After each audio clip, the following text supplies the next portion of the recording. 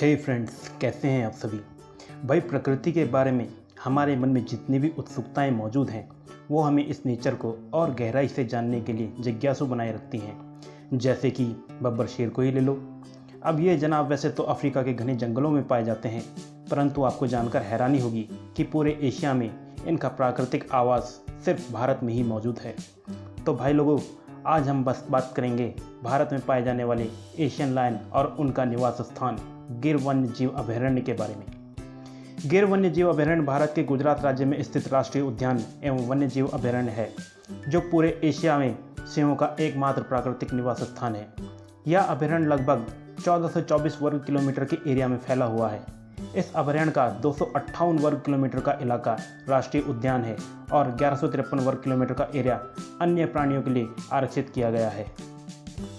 अगर आसपास नज़र दौड़ाई जाए तो इससे सटा हुआ मितियाला वन्य जीव अभयारण्य, जो कि लगभग 18.22 किलोमीटर में फैला हुआ है, भी आपको अपने प्राकृतिक परिवेश का आनंद देने के लिए मिल जाएगा।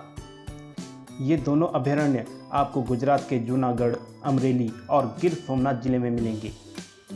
अगर आप जंगल सफारी के शौकीन हैं और आपको इन सिंहों के दर्शन का लुत्फ उठाना है तो जाइए गुजरात होकर आइए, क्योंकि गुजरात के अलावा आपको सिर्फ अफ्रीका में ही इन दुर्लभ प्राणियों का दीदार हो सकता है और जिसके लिए आपको खूब सारा धन खर्चना भी पड़ सकता है। बता दें कि गिर के जंगलों को सन 1969 में वन्य जीव अभयारण्य घोषित किया गया था और बाद में इसमें कुछ और एरिया को शामिल कर इसे राष्ट्रीय उद्यान के रूप में स्थापित कर दिया गया और अब इसका विस्तार 258 वर्ग किलोमीटर से अधिक के क्षेत्र में हो चुका है।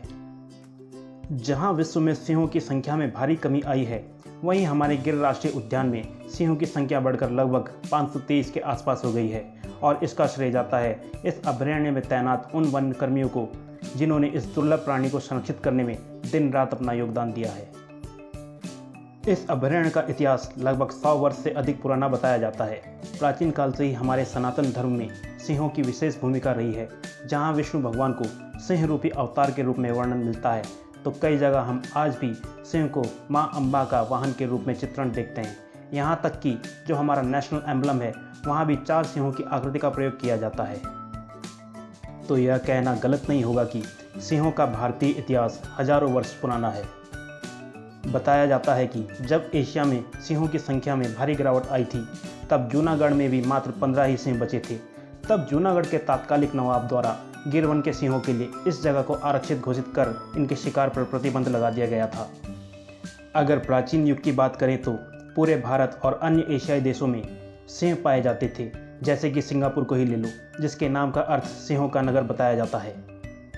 लेकिन धीरे धीरे अत्यंत शिकार के कारण और अन्य महामारियों की वजह से वर्तमान में सिंह सिर्फ भारत और अफ्रीका में ही पाए जाते हैं। गिर वन्य जीव अभयारण्य में शीत, उष्ण और उष्ण कटिबंधीय वर्षा ऋतु पाई जाती है। भाई, गर्मी के दौरान यहाँ की आबोहवा बड़ी ही गर्म होती है, लेकिन सर्दी के मौसम में काफ़ी मनमोहक वातावरण देखने को मिल जाता है। बारिश का और सूखे का नाता यहाँ मिला जुला सा होता है। यहाँ कांटेदार झाड़ियों से लेकर हरे भरे पेड़ भी आपको दिख जाएंगे। मुख्यतः यहाँ सागवान, शीशम, बबूल, बेर, बील आदि कई तरह के पेड़ पौधे पाए जाते हैं। वैसे तो गिर वन्य जीव अभयारण्य एशियाई लायन के लिए विख्यात है, लेकिन यहाँ अन्य जानवर जैसे कि भारत के सबसे बड़े कद का हिरण, सांभर, चीतल, नीलगाय, चिंकारा और बारहसिंगा भी बड़ी मात्रा में पाए जाते हैं। भालू और ये जनाब भी आपको काफ़ी संख्या में इस क्षेत्र में मिल जाते हैं। गिर में भारत के कुछ विशेष और दुर्लभ पक्षी भी पाए जाते हैं, जैसे कि फलगी वाला बाज, कठफोड़वा, एरियोल, जंगली मैना और पैराडाइज फ्लाई कैचर। साथ ही यहाँ अधोलिया, वॉल्डेरा, रतनघुना और पीपलिया आदि पक्षियों के भी दर्शन हो जाते हैं। भाई, हमारे देश को यूं ही विविधता में एकता वाला देश नहीं कहा जाता। यहाँ जाति, धर्म और समुदाय तो विभिन्न तरह के हैं ही, साथ ही प्रकृति की विविधता भी बड़े स्तर पर पाई जाती है, जो कि हमारे राष्ट्रीय उद्यानों में आपको भली भांति देखने को मिल जाएगी। जिनमें से एक है गिर वन्य जीव अभयारण्य। गिर के बारे में और ज़्यादा जानकारी के लिए डिस्क्रिप्शन में दिए गए लिंक का भी आप प्रयोग कर सकते हैं। तो फ्रेंड्स, आज के लिए बस इतना ही।